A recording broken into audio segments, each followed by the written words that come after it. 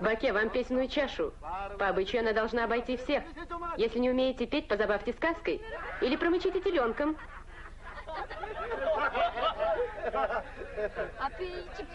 Неужели выпьет?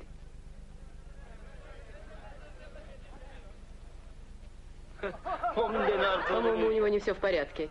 Ой, бай! Ой, бай, ему же медведь на ухо наступил.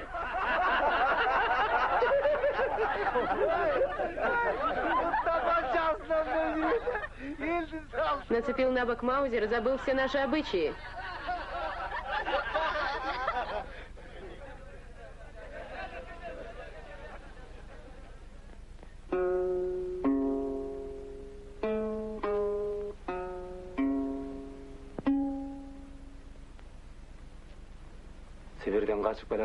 Когда бежал из Сибири, в казахской степи,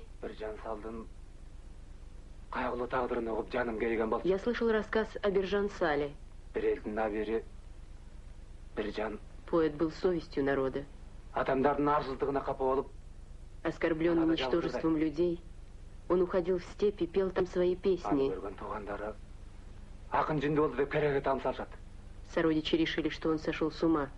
Привязали певца к решеткам юрты. Тогда он,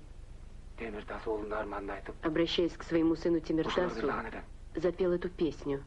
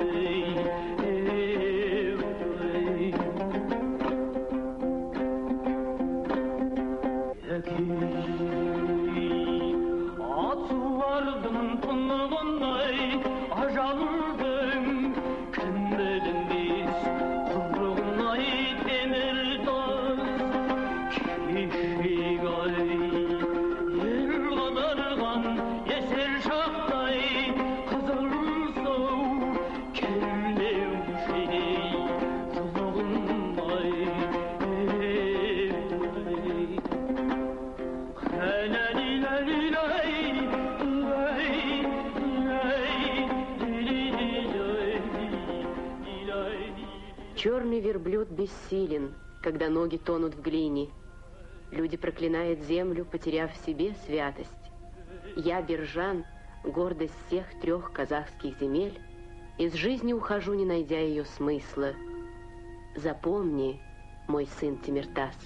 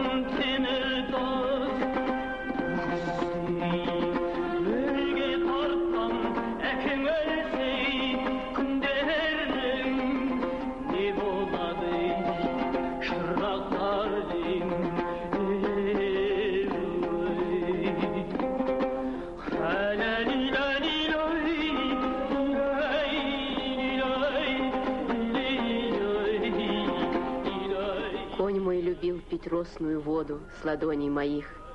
Знаю, что уже седок ему не тихий предназначен. Я был отцом, что тащил груз жизни, как вол. С ним ухожу, чтоб ты нес свою лишь поклажу. Запомни, мой сын Тимиртас.